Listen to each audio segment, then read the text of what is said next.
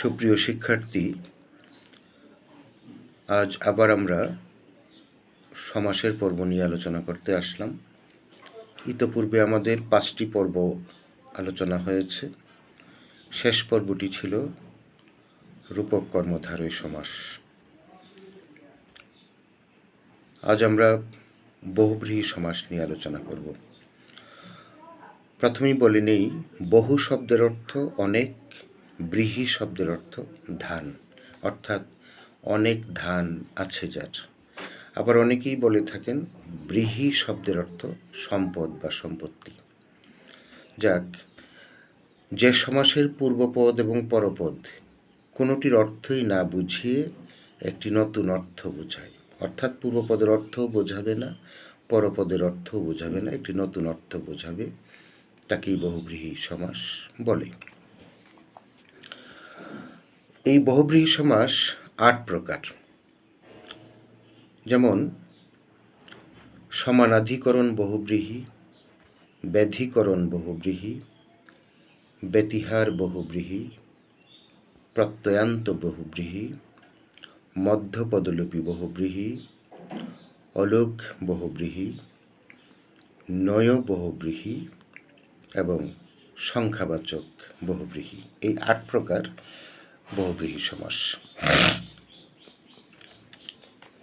প্রথমে যদি আমরা আলোচনা করি সমানাধিকরণ বহুব্রীহি, যে সমাসের পূর্বপদ অ্যাডজেক্টিভ অর্থাৎ বিশেষণ এবং পরপদ নাউন বা বিশেষ্য, কিন্তু মজার বিষয় হলো পূর্বপদ এবং পরপদ কোনোটির অর্থই না বুঝিয়ে একটি নতুন অর্থ বোঝাবে। যেমন আমি যদি বলি নীলকণ্ঠ, এখানে নীল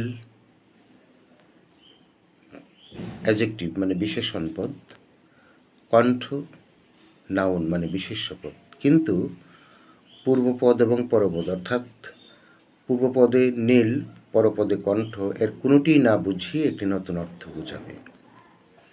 এখন নীলকণ্ঠ বলতে নীল একটা রঙের নাম, নীলকেও বুঝাবে না, আর কণ্ঠ সেটা তো আমরা জানি, কণ্ঠ সেটাও বোঝাবে না। তাহলে কি বুঝাবে? নীলকণ্ঠ হলো শিবের আরেক নাম। তাহলে নীলও বুঝালো না, কণ্ঠও বুঝালো না, বুঝালো শিব। অর্থাৎ ব্যাসবাক্যটা হবে নীলকণ্ঠ আছে যার। আমি যদি বলি নীলাম্বর, নীল একটি রঙের নাম মানে অ্যাডজেক্টিভ বা বিশেষণ, অম্বর মানে আকাশ, নাউন অর্থাৎ বিশেষ্য। নীলাম্বর তার মানে কি নীল আকাশ? না, নীলাম্বর হলো কৃষ্ণের আরেক নাম। তার মানে পূর্বপদ নীল তাও বুঝালো না, পরপদ অম্বর আকাশ তাও বুঝালো না, বুঝালো একজন দেবতার নাম, তিনি শ্রীকৃষ্ণ। আমি যদি বলি পীতাম্বর, পীত মানে হলুদ, অম্বর মানে আকাশ, তার মানে কি হলুদ আকাশ? না, পূর্বপদ পরপদ কোনোটাই বোঝাবে না, নতুন অর্থ বোঝাবে। তাহলে পীতাম্বর হলো শ্রীকৃষ্ণের বড় ভাই বলরামের আরেক নাম হলো পীতাম্বর। এইটা হলো বহুব্রীহি সমাসের বেসিক যে বিষয়টা, সেটা হলো পূর্বপদ এবং পরপদ কোনোটাই বোঝাবে না। আমরা কিন্তু এর পূর্বে অরুণ রাঙা, তারপরে পড়েছি কাজল কালো, ওইখানেও কিন্তু পূর্বপদ নাউন, পরপদ অ্যাডজেক্টিভ, আবার উপমিত কর্মধারয়ে পড়েছি, দুইটাই নাউন, পূর্বপদ পরপদ।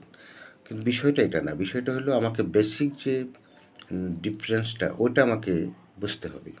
তার মানে বহুব্রীহি সমাস, এটাতে পূর্বপদ এবং পরপদ কোনোটাই না বুঝিয়ে একটি নতুন অর্থ চলে আসবে, সেটাই বহুব্রীহি সমাস। এবং সেটা, এই সমাসটা এভাবেই অন্য সমাসের চেয়ে ভিন্ন এবং পার্থক্য বহন করে।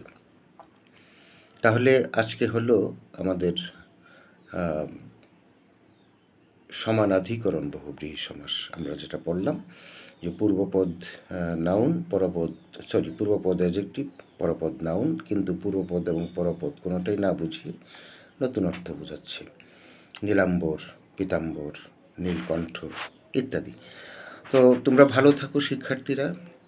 আমরা 6 নম্বর পর্বে বহুব্রীহি সমাসের যে বাকি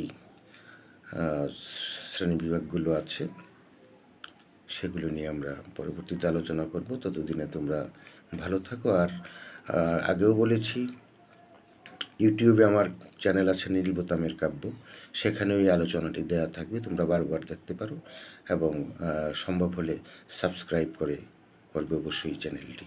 ধন্যবাদ সবাইকে। আল্লাহ হাফিজ।